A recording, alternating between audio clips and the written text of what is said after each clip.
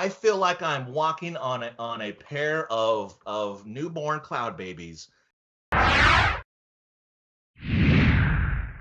Here we go. Better hurry. First computer shuts off in 30 minutes.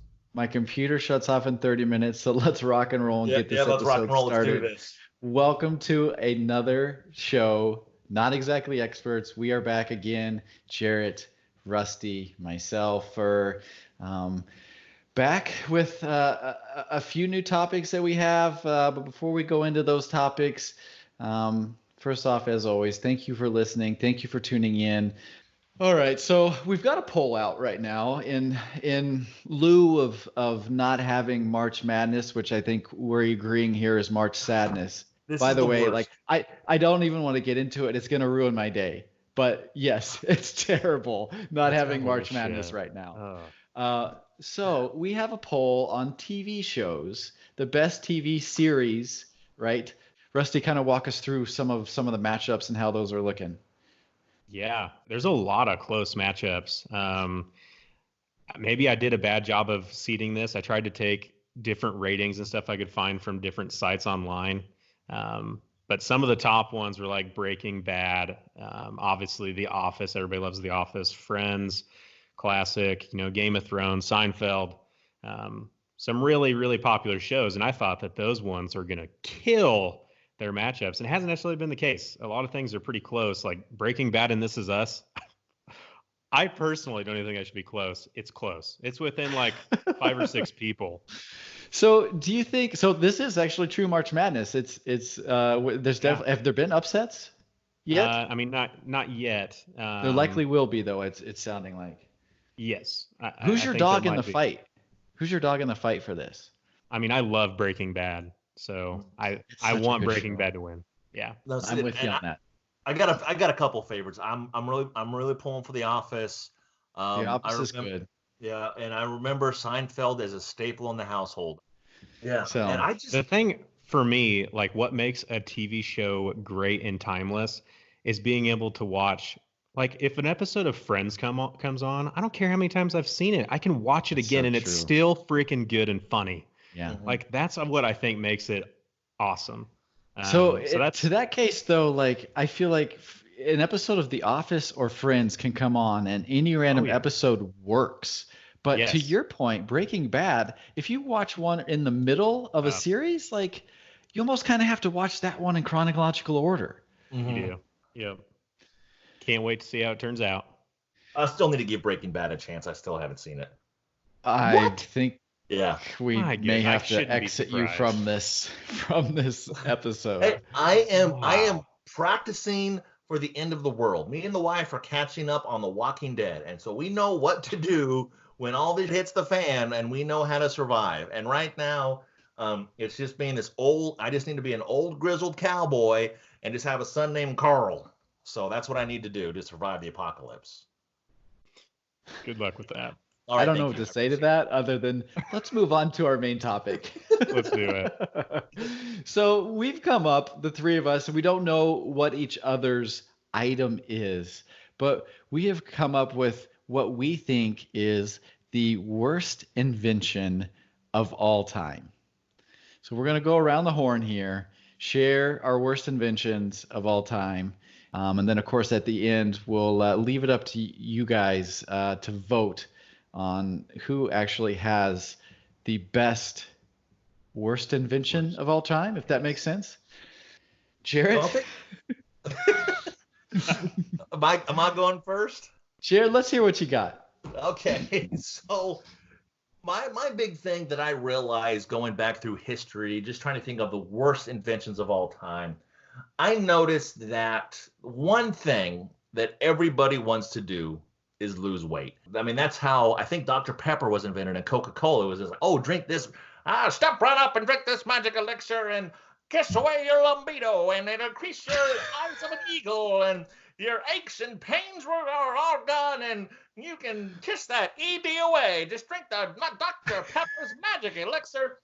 So Did they call it ED back then? I don't know. Who knows? I don't think so. I'm not shoot straight anymore. Drink Dr. Pepper's magic elixir. I don't know what they used to call it back in the Western days. So I noticed. So I know that in the in the 30s and 40s, they had ridiculous, ridiculous weight loss situations. And I think the one that always confused me as the kid, as a kid, is known as the Mueller belt. And what it is, if you don't know what it is, it's a machine. Definitely don't know what it is. Okay, it's a I'm machine. looking it up now. Okay, it's a machine that you step in, and there's a strap that you wrap I've yourself seen this. around your belly, arm, legs, whatever part that you want to lose weight. And then you turn it on, and what it does, it'll shake the fat away. And so you always see this old-timey videos of these people stepping in the machines, and they're just kind of rolling around, and the machine supposedly shakes the fat away, which I can't believe that people would fall for, because they never saw anybody fit in those machines. It was always these super big people that they put in these commercials, or there's like, oh, the magical Mueller machine, shake the fat away. And it was just like, I can't believe people would believe this worked. You're just, oh yeah, there it is. Yeah, that's the Mueller belt. Yeah. So that is my submission for the worst invention ever. It's the Mueller belt. Shake away the fat, shake away those problems area. Absolutely the worst invention ever. Is there any scientific evidence that this did or didn't work? I mean, the science behind it just doesn't make any sense, because it just shows people sitting in it, and it's just people that have problems there in their legs or their arms, and they just wrap it, and they just let it shake. Do you think it would tone you? Like, not No. necessarily like make you lose anything, but would it tone in like at all? No, This there's is no. great. That's This not. video is amazing. Check us out on YouTube, by the way. We're looking at the video right now. No, there's just shaking does not tone you up. Those guys look serious though. Like they really are believers that this is helping. How much were they paid to be in this ad? Like a penny. This is from the 30s. Yeah. Oh, probably. They didn't even pay him. Probably a quarter. Anybody that understands health and fitness knows that that's not how it works. You just don't shake something. I mean, they also had those. But in the 30s, though, obviously someone believed this worked, because look at all these guys lining up, hopping into their Mueller machines, and losing their weight. By the way, they're not losing weight. They didn't know it at the time, or they wouldn't have been doing it. Like, what are we doing today that we think works, that when we go down the line in 20 years, we look back and laugh at, like, that was silly? Well, I do know that it's going to be an invention. The shake weight. Yeah, that's going to be an invention that we're going to talk about. Look, maybe people were just crazy depressed after the 30s, and they needed something to have hope about. So they created this machine that they knew didn't work, but they wanted people to believe it did, so that they could have something to look forward to. You know what? And I bet, honestly, that probably felt pretty good. It's almost kind of like a vibrating massage. Yeah. Yeah. I want to try it out. I would too. I mean, where can we go? Where can we go to try one of these? Surely we can buy one. If it was $50 back then, I mean, it's got to be like a nickel now. I don't think that's really how it goes. Jared, see if you could find us one that we can buy. While you're looking that up, I would like to note that the Mueller name has actually carried on and is still used today, from what I'm finding. So the like belts that the Home Depot workers wear, like that is called a Mueller belt. Man, he must have had a patent on that. He just had a patent on belts. Burr is looking up the Mueller belts, and he's about to buy stock in them. I can just tell. So look at him. So I found this gal on BuzzFeed that found one on Craigslist, and she bought one from back in the day. And it's funny because there's an old ad that came with it that shows it was $139 at the time. Whoa, that's a lot. Yeah, which then would have been pretty expensive. And so did it work? No, definitely not. She says, my weight fluctuated between 3 pounds after using it consistently for 3 weeks. I was a half pound heavier, possibly with all the new muscle I had shaken up. Then again, probably not. So Jarrett, you do have a good one here. Clearly, something that doesn't work, an absolute pure gimmick, but maybe felt good for a massage, but definitely did not do what it said it would do. No, no, absolutely not. So that's my submission. The Mueller belt, worst invention of all time. Look, my invention's pretty simple. It didn't require a lot of mechanical effort like what Jarrett's Mueller belt does. These were invented and hit the stage at the Fort Lauderdale Boat Show in 2002. The Catalina wine mixer? They've been around for a little bit. They've been sported by both George Bush and Michelle Obama.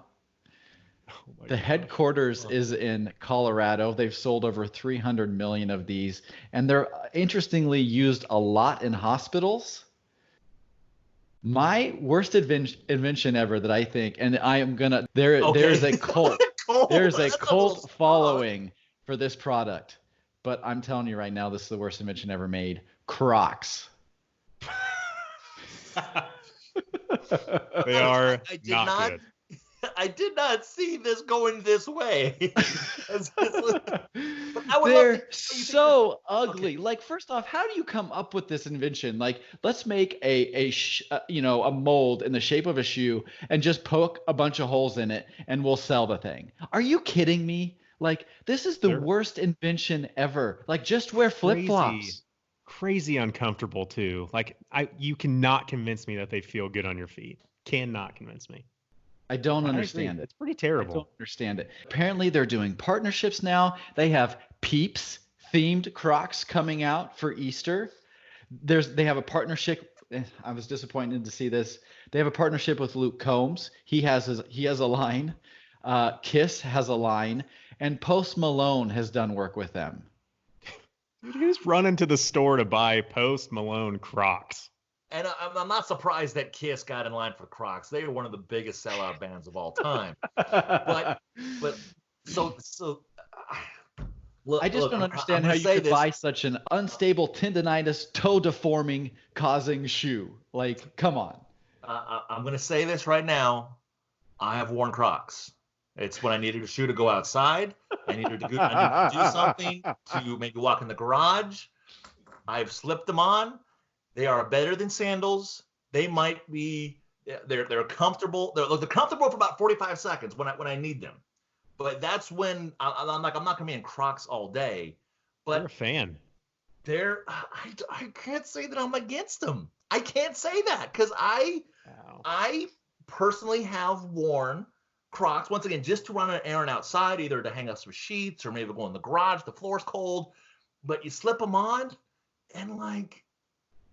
They're quieter than slipper. They're quieter than the little see, I know as kids we used to call them thongs, but they're not called thongs anymore. Thongs, flip-flops, sandals. Yes, flip-flops. You don't feel like the life is just being sucked right out of you when you put on a pair. I feel like I'm walking on a pair of newborn cloud babies that are holding my weight up, and I'm just washing through life. And just getting everything done in these comfortable shoes. It is impressive that they have survived this long and been that successful. Did you know you can buy stock in Crocs? I think we should definitely not do that. They're awful, Jarrett. You're wrong. Jarrett, if we bought you these, would you wear them? Okay, let me see. If we bought you Peeps Crocs, would you wear them out in public? No, because I don't like Peeps. I despise Peeps. I'm not a Peeps fan. But like they probably taste better than Peeps. I think you can kind of compare. You can compare Crocs to Nickelback. People hate both of them, and it's just like widely accepted. People hate this. But Nickelback is a pretty successful band, and obviously Crocs has 3 big celebrity endorsements between them. They've made their own brand, and so obviously people don't hate them that much if they keep buying them. And wasn't there a video that went viral like a couple months ago with some guy, he put like a flamethrower a flamethrower through them and it came out the holes, and like the Croc shoe was fine. So now these things are indestructible. I mean, sign me up. Before we move on, Jarrett's fact or Jarrett's last stat on Crocs is legitimate. This is, you have to look this up, but this is the Crocs surviving a flamethrower. If you're on our YouTube channel, you're seeing it now. Looks like it's made out of steel. Yeah, lights it up, and that thing lives to see another day. Is that a normal Croc? I don't know. It's camouflage, baby. Those things are made for the wilderness. Yeah, those things are. Is it acceptable to wear tough. socks? Can you wear socks with Crocs? Is it acceptable to wear them? Is the question I want to ask. That's true. That's very true. They're also not. They're not real good for acid spills. No, they are not. They're going to see right through the holes. Look, I want to see someone with a really bad Crocs tan line, like with the dots tan line on their They would feet. have to wear those a lot. You know it has to like- be out there somewhere. It probably is. Jarrett's telling me. on it. Nice. So the Crocs tan man, line, it's a thing. Oh man. Oh, that looks That's like bad. you have chicken pox on your feet. All right, I digress. That This is one, he more had than to I wear- ever. He had to wear Crocs all summer. This is more than I ever thought I'd want to talk about Crocs. Rusty, we got to move on. Yes. Okay, Okay. let's hear it. So- Your first invention. When I was thinking of what I would think is the worst invention, I wanted to think about something that everybody hated. Because you guys brought up good points, like Crocs are stupid, terrible, uncomfortable, look ridiculous. The Mueller You're getting machine, hate mail too, by the way. I disagree. the Mueller machine didn't work, like just dumb, right? But I wanted something that was just hated by everybody. Pop-up ads. Worst invention ever. There is a special place in hell for the person that thought that was a good idea. Has anybody in their lives ever been happy when a freaking ad pops up that you had no intentions I can't say of? I've ever clicked one on in my life. And quite honestly, how many times do you accidentally click on one and then it freaking goes to the website and it automatically signs you up for emails for the next 6 weeks? Like, yes, good call. Dude, yes. So that's the thing is like, can you imagine inventing something that literally everybody hated? I wouldn't even want to like publicly tell people that it was my invention. It would be that bad. But I did look it up. This guy actually apologized. He apologized for inventing this.